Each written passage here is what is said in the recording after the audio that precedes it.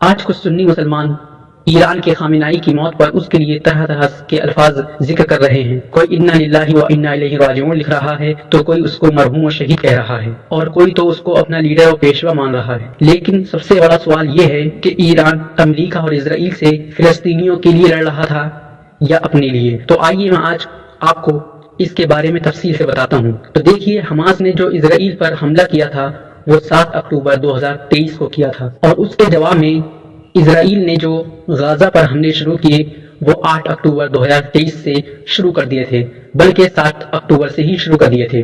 اور 9 اکتوبر آتے آتے غزہ میں بجلی، پانی وغیرہ سب بند کر دیا تھا۔ اور ایران نے جو سب سے پہلے اسرائیل پر حملہ کیا تھا وہ 14 اپریل 2024 کو کیا تھا، یعنی 6-7 مہینے تک اسرائیل غزہ میں فلسطینیوں پر ظلم و ستم کر رہا تھا۔ تب ایران دیکھتا رہا، لیکن جب اسرائیل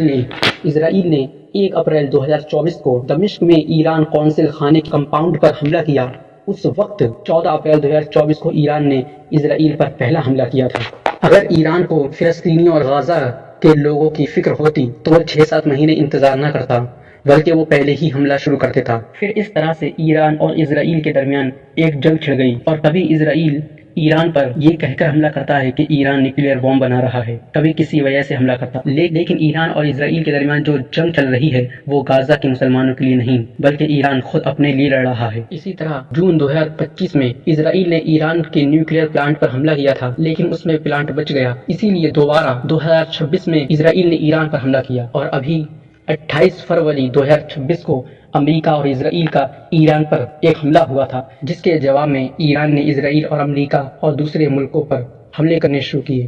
تو کہنے کا مقصد یہ ہے کہ ایران جو ہے وہ اپنے لیے لڑ رہا ہے، اور یاد رکھیں کہ ایران کا جو اصلی دشمن ہے وہ اسرائیل اور امریکہ ہے، اور ایران جو فلسطینیوں کی مدد کر رہا ہے اس کا مقصد یہ ہے کہ فلسطین کی جگہ پر اس کا قبضہ ہو جائے تاکہ وہ اسرائیل کو آسانی سے ہرا سکے، اور اسی لیے ایران حزب اللہ کی مدد کرتا ہے، کیونکہ حزب اللہ ایران کے سرحد کے پاس ہے۔ ورنہ آپ مجھے بتائیے کہ جب سیریا میں بشار الاسد سنی مسلمانوں پر ظلم و ستم کے پہاڑ ڈھا رہا تھا، اس وقت یہ ایران اس بشار الاسد کی مدد کیوں کر رہا تھا؟ بلکہ ایران نے پورا زور لگا دیا کہ بشار الاسد کی حکومت سیریا میں باقی رہے، حالانکہ پوری دنیا جانتی ہے کہ بشار الاسد نے سیریا میں سنی مسلمانوں پر کس قدر ظلم و ستم کیا۔ ایران کو فلسطین کے لوگوں کی بالکل بھی پرواہ نہیں، کیونکہ وہاں سنی مسلمان ہیں، اور سنی مسلمانوں کو یہ شیعہ کافروں سے بھی بدتر سمجھتے ہیں، جیسا کہ آپ خود سن سکتے ہیں۔ اور جو آپ کلپ دیکھتے رہتے ہیں کہ خامنائی کہتا ہے کہ ہمیں فلسطینیوں کی پرواہ ہے وغیرہ، تو یاد رکھیں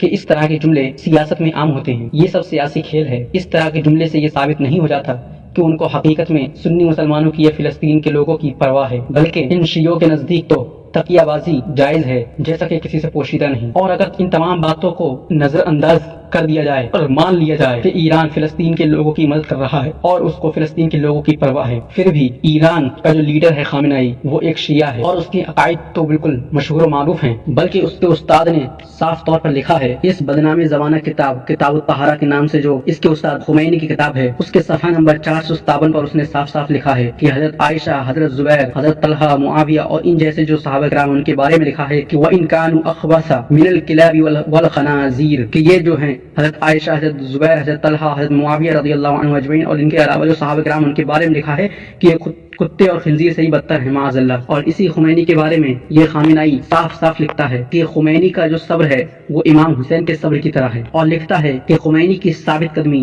امام حسین کی ثابت قدمی کی طرح ہے، بلکہ اس خمینی کو اللہ تعالیٰ کی نعمت کہا ہے، بلکہ صاف صاف صفحہ نمبر 17 پر اس خمینی کو انبیاء کرام کی مشابہ قرار دیا ہے۔ تو بس کہنے کا مقصد یہ ہے کہ اس خامنائی کے عقائد اس کے استاد خمینی کی طرح ہی ہیں، بلکہ تمام شیعہ کے عقائد ایسے ہی ہیں کہ وہ تمام صحابہ کرام کو معاذ اللہ مخلوق میں سب سے برا جانتے ہیں، اور اس کے باوجود سنی مسلمان اس کافر و مرتد کے لیے دعائیں مغفرت کر رہے ہیں، مرحوم و شہید کہہ رہے ہیں، حالانکہ شریعت میں صاف صاف لکھا ہے کسی کافر و مرتد کو شہید یا مرحوم کہنا یہ کفر ہے۔ تو جو کسی کافر و مرتد کو شہید یا مرحوم وغیرہ کہتا ہے اور اس کے لیے دعائیں مغفرت وغیرہ کرتا ہے تو اسے توبہ کرنی چاہیے۔ میرے دوستو، اس سیاست کے کھیل کو سمجھ لو، اور جذبات میں آ کر کسی کے لیے بھی ایسے الفاظ استعمال نہ کرو کہ جس سے اپنا ایمان ہی برباد ہو جائے۔ تعجب ہوتا ہے کہ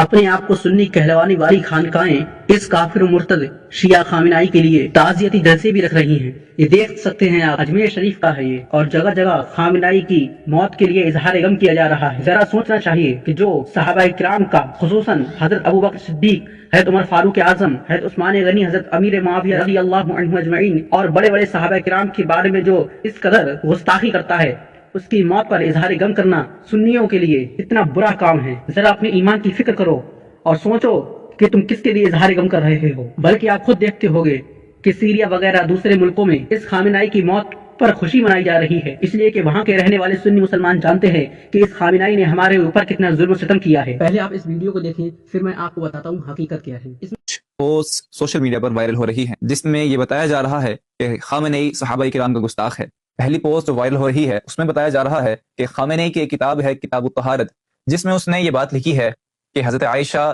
طلحہ اور زبیر یہ معاذ اللہ کتوں سے بھی بدتر ہیں۔ لیکن حقیقت یہ ہے کہ کتاب الطہارت خامنئی نے نہیں لکھی، بلکہ روح اللہ خمینی نے لکھی ہے۔ روح اللہ خمینی ایک الگ بندہ ہے اور علی خامنئی ایک الگ بندہ ہے۔ ملتے جلتے نام ہونے کی وجہ سے یہ کنفیوژن پیدا ہوئی۔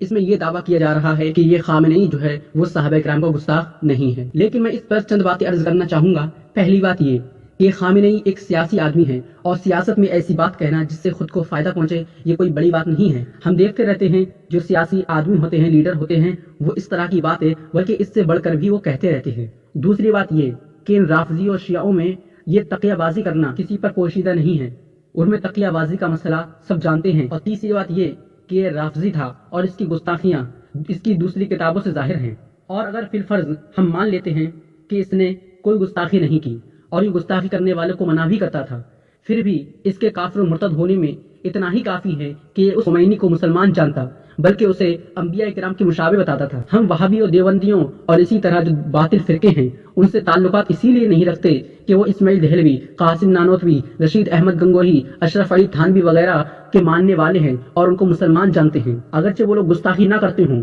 لیکن وہ ان اشرف علی تھانوی وغیرہ کو ماننے والے ہیں، اسی لیے ہم ان سے تعلق نہیں رکھتے۔ اور یہ خامنئی کا جو استاد خمینی ہے، اس نے صحابہ کرام کے بارے میں صاف صاف گستاخیاں کی ہیں۔ جو اس کی کتاب ہے کتاب الطہارہ، اس کے استاد الخمینی کی،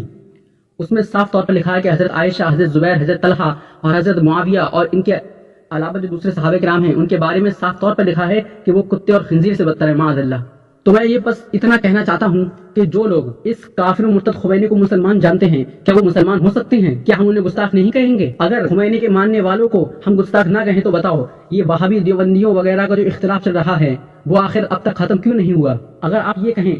کہ وہ خامنئی فلسطین کے مسلمانوں کی مدد کر رہا تھا اسی لیے ہم اس کو سپورٹ کر رہے ہیں، تو میں بس اتنا عرض کرنا چاہوں گا، مختار سقفی کا آپ نے نام سنا ہوگا، اس نے تو امام حسین رضی اللہ عنہ اور آپ کے ساتھی جو کربلا میں شہید کیے گئے ان کا بدلہ مختار سقفی نے کس طرح لیا یہ کسی سے پوشیدہ نہیں۔ تو کیا مختار سقفی کو کوئی مسلمان جانتا ہے؟ لیکن اس نے نبوت کا دعویٰ کیا، اس لیے اسے کوئی مسلمان نہیں جانتا۔ ایک طرف اس کا یہ نبوت کا دعویٰ جس کی وجہ سے وہ کافر مرتد ہو گیا، اور دوسری طرف امام حسین اور آپ کے ساتھیوں کا اس نے بدلہ لیا، تو بتاؤ اسے کافر مرتد کہو گے یا اس بدلہ لینے کی وجہ سے اسے مسلمان کہو گے اور اس کے لیے دعائیں مغفرت کرو گے اور اسے اپنا لیڈر مانو گے؟ جب مختار سقفی کو تو مسلمان نہیں کہہ سکتے، اسے اپنا لیڈر نہیں مان سکتے، حالانکہ اس نے امام حسین اور آپ کے ساتھیوں کا بدلہ لیا تھا، تو پھر فلسطینیوں کی مدد کرنے کی وجہ سے اس خامنئی کو اپنا لیڈر کیسے مان سکتے ہو؟ کیسے کے لیے دعائیں مغفرت کر سکتے ہو؟